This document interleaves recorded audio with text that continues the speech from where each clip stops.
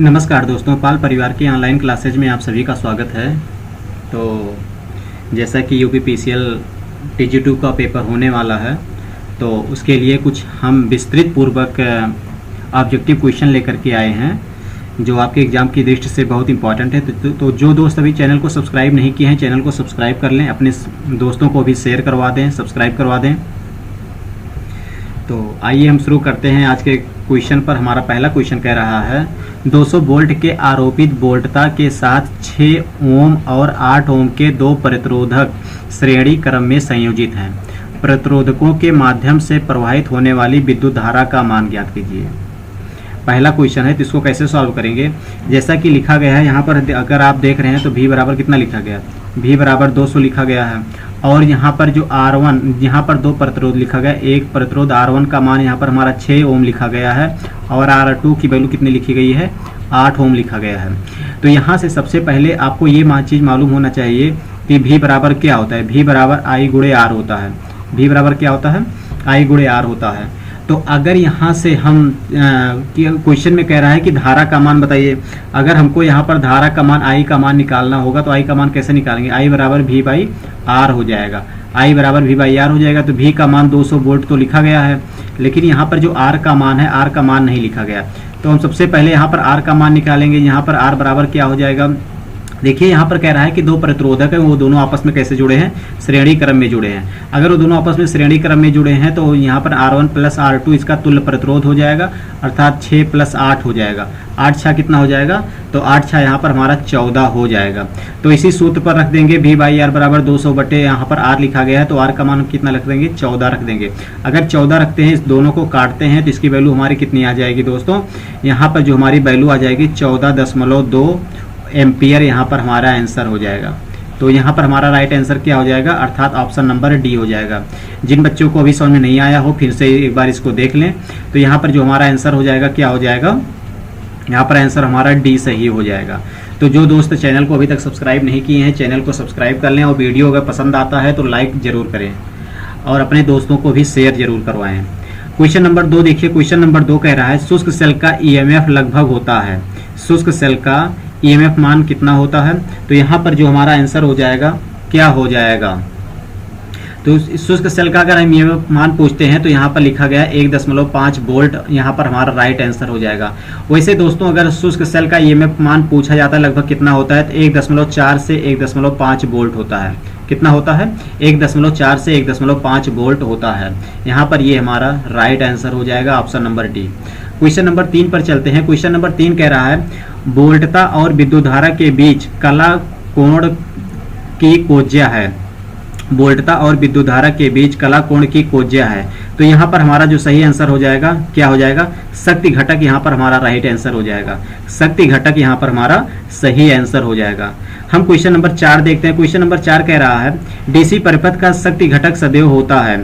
तो जो डीसी परिपथ का शक्ति घटक होता है दोस्तों, कितना होता है, तो यहाँ पर जो डीसी परिपथ का शक्ति घटक होता है, ऑप्शन नंबर हमारा बी सही हो जाएगा, 1 होता है। डीसी परिपथ का शक्ति घटक कितना होता है, 1 होता है। तो जो दोस्त अभी चैनल को सब्सक्राइब नहीं किए हैं, चैनल को सब्सक्राइब कर लें, अपने दोस्तों को भी शेयर करवा दें। आइए हम क्वेश्चन नंबर 5 देखते हैं। अगला क्वेश्चन हमारा कह रहा है, क्वेश्चन नंबर 5 हमारा कह रहा है ज्या तरंग दोलक ... आउटपुट उत्पन्न करता है। तो कैसा उत्पन्न करता है, जो ज्या तरंग दोलक होते हैं वो कौन से आउटपुट उत्पन्न करते हैं। तो क्वेश्चन नंबर 5 में हमारा आंसर क्या हो जाएगा, ज्या तरंग। ज्या तरंग यहाँ पर हमारा राइट आंसर हो जाएगा, ऑप्शन नंबर ए हमारा सही हो जाएगा। ज्या तरंग दोलक जो होते हैं वो ज्या तरंग आउटपुट उत्पन्न करते हैं। क्वेश्चन नंबर 6 कह रहा है एक चुंबकीय क्षेत्र में एक सुचालक के घूर्णन द्वारा प्रेरित EMF होगा। तो EMF का मान कैसा होता है, आपको ये बताना है। तो यहाँ पर जो हमारा आंसर हो जाएगा कि कोई भी चुंबकीय क्षेत्र हो, उसमें सुचालक के द्वारा घूर्णन द्वारा प्रेरित जो EMF मान होता है, कितना होता है, कैसा होता है, तो गतिशील होता है। यहाँ पर जो हमारा आंसर हो जाएगा, क्या हो जाएगा, गतिशील होता है। आइए हम आगे देखते हैं। अगला क्वेश्चन हमारा क्या कह रहा है, हम अगला क्वेश्चन देखते हैं। क्वेश्चन नंबर 7 हमारा क्या कह रहा है। क्वेश्चन नंबर 7 देख लीजिए। यदि 230 वोल्ट AC आपूर्ति से 230 वोल्ट DC श्रेणी मोटर संयोजित किया जाता है तो ऐसे कंडीशन में क्या होगा। कोई भी 230 वोल्ट एसी आपूर्ति से 230 वोल्ट डीसी श्रेणी मोटर को संयोजित कर दिया जाता है, तो ऐसे कंडीशन में क्या होगा? तो जो यहाँ पर हमारा आंसर हो जाएगा, मोटर कम दक्षता पर और अधिक चिंगारी के साथ चलेगी। तो मोटर जो होती है वो कम दक्षता पर और अधिक चिंगारी के साथ चलेगी, अर्थात यहाँ पर जो हमारा आंसर हो जाएगा क्या हो जाएगा? ऑप्शन नंबर यहाँ पर हमारा बी सही हो जाएगा, मोटर कम दक्षता और अधिक चिंगारी पर चलेगी। ऑप्शन नंबर हमारा बी राइट हो जाएगा। क्वेश्चन नंबर 8 कह रहा है, यदि एक परमाणु के संयोजी इलेक्ट्रॉनों की संख्या 4 से कम है तो कौन सा पदार्थ होगा? क्वेश्चन नंबर 8 में कह रहा है कि यहाँ पर ये देखिएगा कि जो संयोजी इलेक्ट्रॉन है, संयोजी इलेक्ट्रॉनों की संख्या कितनी है? 4 से कम है। तो कह रहा है कि कौन सा पदार्थ होगा? तो कौन सा पदार्थ होगा? तो दोस्तों यहाँ पर आपको ये ध्यान देना है कि अगर संयोजी इलेक्ट्रॉनों की संख्या 4 से कम है तो वह सुचालक होगा। अगर 4 से कम है तो सुचालक होगा, लेकिन अगर ये जो है मान 4 के बराबर है, संयोजी इलेक्ट्रॉनों की संख्या अगर 4 के बराबर है, तो वह जो होती है वो अर्धचालक होता है। वो कैसा होता है? अर्धचालक होता है। लेकिन अगर 4 से अधिक है, इलेक्ट्रॉनों की संख्या अगर 4 से अधिक है, तो वो क्या हो जाएगा? वो कुचालक हो जाएगा। क्या हो जाएगा? कुचालक हो जाएगा। या ये अगर 4 है तो ये क्या हो जाएगा? ये हमारा अर्धचालक हो जाएगा। तो ये चीज दोस्तों, ये जो इंपॉर्टेंट टॉपिक है ये सब ध्यान दीजिएगा, क्योंकि क्वेश्चन आने के बाद गलती नहीं होना चाहिए, क्योंकि वहां पर आपके लिए एक एक नंबर इंपॉर्टेंट होता है। क्वेश्चन नंबर 9 देखिए। क्वेश्चन नंबर 9 कह रहा है, 400 हर्ट्ज की आवृत्ति के लिए समय अवधि है। अगर 400 हर्ट्ज की आवृत्ति के लिए समय अवधि है, तो जैसा कि यहाँ पर 5 ऑप्शन दिए गए हैं, इसमें जो हमारा सही आंसर होगा कैसे हम निकालेंगे? जैसा कि आपको पता है कि आवर्तकाल टी बराबर क्या होता है? टी बराबर 1/f होता है। और यहाँ पर हर्ट्ज आपका दे दिया गया, आपको समय अवधि टी निकालना है, तो यहाँ पर कितना हो जाएगा? 1/, यहाँ पर एफ का मान कितना हो जाएगा? एफ का मान हमारा 400 हर्ट्ज हो जाएगा। अगर हम इसको काटते हैं, इसको काटने पर हमारा मान कितना आ जाएगा? 0.0025। इसको भाग करके आप लोग चेक कर लीजिएगा, इतना सेकंड हमारा यहाँ पर आंसर हो जाएगा। अर्थात यहाँ पर जो हमारा आंसर हो जाएगा क्या हो जाएगा? ऑप्शन नंबर ए हमारा सही हो जाएगा। आइए दोस्तों क्वेश्चन नंबर 10 देखते हैं। क्वेश्चन नंबर 10 हमारा क्या कह रहा है? क्वेश्चन नंबर 10 हमारा कह रहा है, क्वेश्चन नंबर 10 देखिएगा, थोड़ा अच्छा क्वेश्चन है, इसको देखिए। कह रहा है, प्रेरणिक प्रतिघात एक्सेल के लिए सूत्र ... द्वारा दिया जाता है। तो कौन सा सूत्र दिया जाता है? अगर एक्सेल की मान कहता है तो एक्सेल बराबर क्या होता है? अगर एक्सेल का मान कहता है तो एक्सेल बराबर 2πfl होता है। 2πfl होता है। एक्सेल बराबर क्या होता है? 2πfl। अर्थात यहाँ पर ऑप्शन नंबर हमारा बी राइट हो जाएगा। क्वेश्चन नंबर अगला देखते हैं। क्वेश्चन नंबर अगला हमारा क्या कह रहा है? क्वेश्चन नंबर 11 देखिए। क्वेश्चन नंबर 11 हमारा कह रहा है, ल्यूमेन प्रति वाट किसकी इकाई है? ल्यूमेन प्रति वाट किसकी इकाई है? तो ये ल्यूमेन जो प्रति वाट इकाई होती है वो किसकी इकाई होती है? दीप्त दक्षता की इकाई होती है। दीप्त दक्षता की इकाई क्या होती है? ल्यूमेन प्रति वाट होता है। क्वेश्चन नंबर 12 देखिए। क्वेश्चन नंबर 12 हमारा कह रहा है कि कोणीय बेग को किससे प्रदर्शित करते हैं? ओमेगा से। तो कह रहा है कोणीय बेग की सूत्र की गणना कीजिए। अगर कोणीय बेग के ओमेगा सूत्र की अगर गणना करनी है तो क्या हो जाएगा? यहाँ पर हमारा आंसर क्या हो जाएगा? कोणीय बेग ओमेगा का सूत्र क्या हो जाएगा? क्वेश्चन नंबर 12 में हमारा राइट आंसर हो जाएगा सी। यहाँ पर हमारा राइट आंसर क्या हो जाएगा? सी हो जाएगा। तो हमारा आंसर क्या हो जाएगा? सी हो जाएगा। एक मिनट, थोड़ी सी प्रॉब्लम हो गई है दोस्तों। हाँ, अब देखिए यहाँ पर कह रहा है कोणीय बेग ओमेगा का सूत्र क्या होता है? तो ऑप्शन नंबर सी हो जाएगा, अर्थात 2πf रेडियन पर सेकेंड यहाँ पर हमारा सही आंसर हो जाएगा। हम क्वेश्चन नंबर 13 देखते हैं। क्वेश्चन नंबर 13 हमारा क्या कह रहा है? क्वेश्चन नंबर 13 हमारा कह रहा है कि जो नीचे जो है ये सिंबल दिया गया है, इसमें आपको ये बताना है कि विद्युत धारा परिणामित्र कौन सा प्रदर्शित करता है। तो विद्युत धारा परिणामित्र कौन सा प्रदर्शित करता है? तो यहाँ पर जो हमारा ऑप्शन हो जाएगा, देखिए यहाँ पर परिणामित्र फॉर ट्रांसफार्मर होता है और ये जो सिंबल है, ये सिंबल हमारा ट्रांसफार्मर का सिंबल बना है, अर्थात इसमें ऑप्शन नंबर हमारा बी सही हो जाएगा।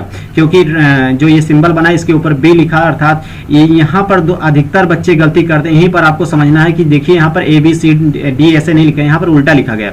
यहाँ पर ABCD इस साइड से लिखा गया, तो यहाँ पर बी वाला जो ये मान हो जाएगा कि ये हमारा राइट आंसर हो जाएगा, अर्थात ऑप्शन नंबर बी सही हो जाएगा।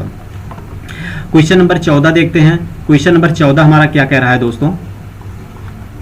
क्वेश्चन नंबर 14 हमारा कह रहा है कि यदि दो संधारित्र C1 तथा C2 श्रेणी क्रम में संयोजित हैं तो समतुल्य धारिता कितनी होगी? दोस्तों यहाँ पर आपको ये चीज मालूम होना चाहिए कि अगर श्रेणी क्रम में संयोजित है, अगर श्रेणी क्रम में कैपेसिटर लगा हुआ, अगर कैपेसिटर श्रेणी क्रम में लिखा है तो उसका सूत्र होता है 1/c बराबर 1/c1 प्लस 1/c2 होता है। और यहाँ से अगर हम निकालते हैं तो यहाँ से c बराबर कितना हो जाएगा, c बराबर क्या हो जाएगा, c1 c2 अपान क्या हो जाएगा, c1 प्लस c2। ये देखिए यहाँ पर हमारा कहाँ पर टैली कर रहा है, तो ऑप्शन नंबर सी यहाँ पर हमारा राइट आंसर हो जाएगा। अगला क्वेश्चन देखते हैं। अगला क्वेश्चन हमारा क्वेश्चन नंबर 15 क्या कह रहा है।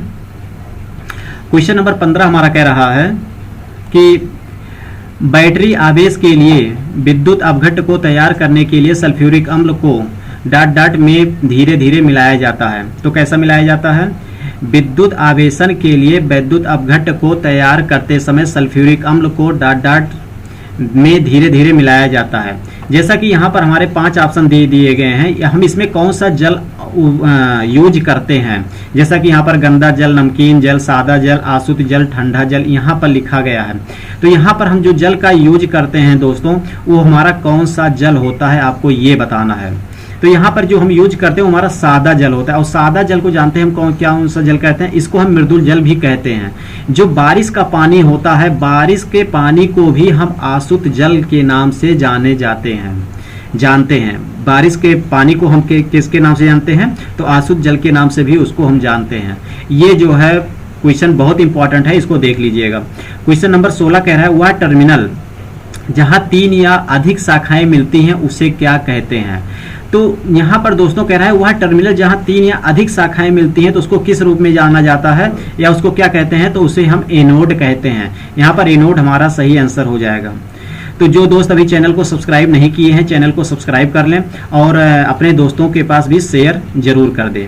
क्वेश्चन नंबर 17 देखिए। क्वेश्चन नंबर 17 कह रहा है, सोडियम वाष्प लैंप द्वारा प्रकाश का कौन सा रंग उत्सर्जित होता है।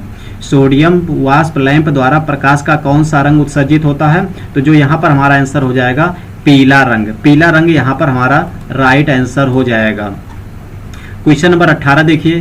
क्वेश्चन नंबर 18 हमारा कह रहा है, ये जो सिंबल दिया गया है, ये जो यहाँ पर सिंबल दिया गया है, ये कौन सा सिंबल है, आपको यहाँ पर ये बताना है। ये जो सिंबल दिया गया, ये कौन सा, ये किस चीज का सिंबल बना है, तो ये दोस्तों यहाँ पर आपको कौन सा सिंबल बना है, सिलिकॉन नियंत्रित दृष्टिकारी का सिंबल बना हुआ है। ये क्वेश्चन इंपॉर्टेंट है, इसको आप लोग देख लीजिएगा। हम अगला क्वेश्चन देखते हैं। अगला क्वेश्चन हमारा क्या कह रहा है। क्वेश्चन नंबर 19 हमारा कह रहा है, उस उपकरण का नाम क्या है जो ध्वनि तरंगों को विद्युत तरंगों में परिवर्तित करता है।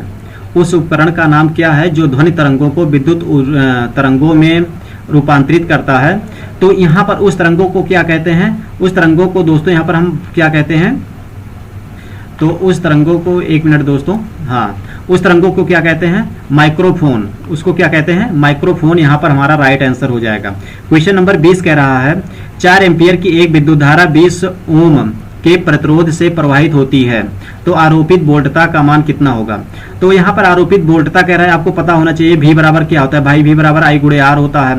तो यहाँ पर I का मान हमारा 4 एम्पियर लिखा गया, R का मान हमारा 20 लिखा गया, तो 20 चौक 80 वोल्ट यहाँ पर हमारा राइट आंसर हो जाएगा, अर्थात ऑप्शन नंबर बी यहाँ पर हमारा सही हो जाएगा। क्वेश्चन नंबर 21 कह रहा है, 6 ओम, 8 ओम और 10 ओम का कुल प्रतिरोध ज्ञात करना है अगर ये प्रतिरोध समांतर क्रम में जुड़े हैं। तो यहाँ पर आपको पता होना चाहिए कि प्रतिरोध जो अगर समांतर क्रम में जुड़े होते हैं तो 1/R बराबर क्या होता है, 1/R1 plus 1/R2 plus 1/R3।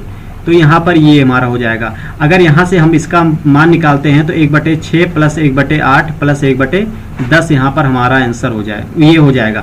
अगर हम इसको सॉल्व करते हैं, इसको सॉल्व करने के बाद जो हमारा आंसर निकल करके आएगा वो कितना आएगा, 2.54 ओम यहाँ पर हमारा आंसर निकल करके आ जाएगा। क्वेश्चन नंबर 22 देखिए। क्वेश्चन नंबर 22 कह रहा है, अर्ध तरंग दृष्टिकारी में तरंग के ऋणात्मक चक्र के दौरान कौन सा डायोड है। अर्ध तरंग दृष्टिकारी में तरंग के ऋणात्मक चक्र के दौरान कौन सा हम डायोड मतलब यूज करते हैं, तो उस डायोड का क्या नाम है। तो यहाँ पर उस डायोड को हम क्या कहते हैं, रिवर्स वायस्ड यहाँ पर हम कहते हैं, रिवर्स वायस्ड हमारा आंसर हो जाएगा। आइए दोस्तों अगला क्वेश्चन देखते हैं। Question number 23। टोटल दोस्तों हम आपके लिए 30 क्वेश्चन लेकर के आए हैं और 30 क्वेश्चन आपके लिए बहुत इंपॉर्टेंट है।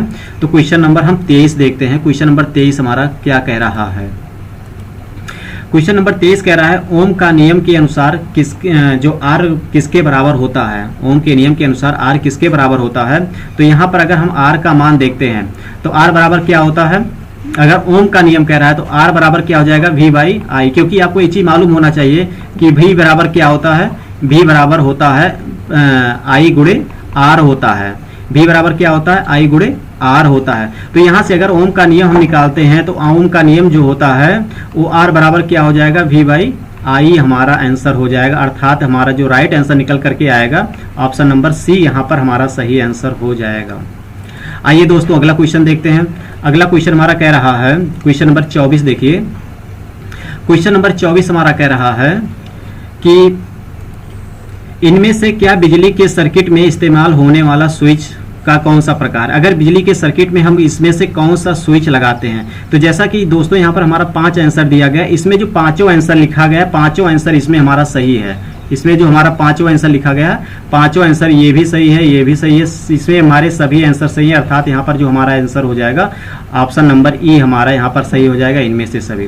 क्वेश्चन नंबर 25 कह रहा है कील को ठोकने के लिए कौन सा टूल इस्तेमाल किया जाता है। कील को ठोकने के लिए कौन सा टूल का इस्तेमाल किया जाता है। तो हम यहाँ पर कौन से टूल का इस्तेमाल करेंगे, हथौड़ा। अगर किसी भी कील को जो है दीवार में या कहीं पर भी ठोकना होता है तो वहां पर हम किसका इस्तेमाल करते हैं, हथौड़े का प्रयोग करते हैं। क्वेश्चन नंबर 26 देखिए। क्वेश्चन नंबर 26 कह रहा है इनमें से कौन सा टूल कंडक्टर वायर के आकार को मापने के लिए इस्तेमाल किया जाता है।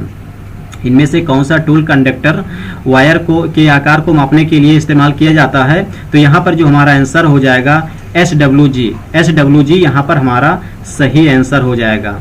क्वेश्चन नंबर 27 कह रहा है, क्वेश्चन नंबर 27 में कह रहा है काफी मात्रा में करंट अर्थ वायर से होकर गुजरता है क्योंकि इनमें डाट डाट होता है। इनमें क्या होता है, तो यहाँ पर जो होता है बहुत कम प्रतिरोध होता है। इनमें जो है प्रतिरोध की मात्रा कैसी होती है, बहुत कम होती है। आइए दोस्तों अगला क्वेश्चन देखते हैं। अगला क्वेश्चन नंबर 27 हो चुका है। क्वेश्चन नंबर 28 देखते हैं। तो क्वेश्चन नंबर 28 हमारा क्या कह रहा है कि इनमें से क्या बिजली के चालन कर सकता है। मतलब ये हुआ कि बिजली जो होती है, धारा जो होती है, इनमें से किसमें से प्रवाहित हो सकता है। तो दोस्तों धारा जो होती है पानी में, ट्री लिम्ब से, मानव शरीर में, कापर में, सभी में प्रवाहित हो सकता है। अर्थात इसमें जो हमारा ऑप्शन हो जाएगा ऑप्शन नंबर ई हमारा राइट हो जाएगा। क्वेश्चन नंबर 29 कह रहा है, क्वेश्चन नंबर 29 में खाली स्थान की चुंबकीय विद्युतशीलता क्या है। तो यहाँ पर जो हमारा आंसर हो जाएगा क्या हो जाएगा, जैसा कि आपको पता होगा म्यू बराबर जो है यहाँ पर हमारा जो ऑप्शन नंबर ए लिखा गया है, यहाँ पर ऑप्शन नंबर ए हमारा सही हो जाएगा। म्यू 0 बराबर 4 पाई गुणे 10⁻⁷ हमारा सही आंसर हो जाएगा। यहाँ पर जो हमारा राइट आंसर है ये हमारा सही आंसर है। क्वेश्चन नंबर 30 कह रहा है इसमें से कौन सा बिजली के टूल बहुत कम जगह में स्क्रू लगाने के लिए उपयोगी है। तो यहाँ पर हमारा आंसर क्या हो जाएगा, तो यहाँ पर आंसर हो जाएगा option number B long nose plier. Long nose plier यहाँ पर हमारा सही आंसर हो जाएगा। तो जो दोस्त अभी चैनल को सब्सक्राइब नहीं किए हैं चैनल को सब्सक्राइब कर लें। अगर वीडियो पसंद आ रहा है तो लाइक जरूर करें। अगले एपिसोड में पुनः आपसे मिलेंगे। नमस्कार।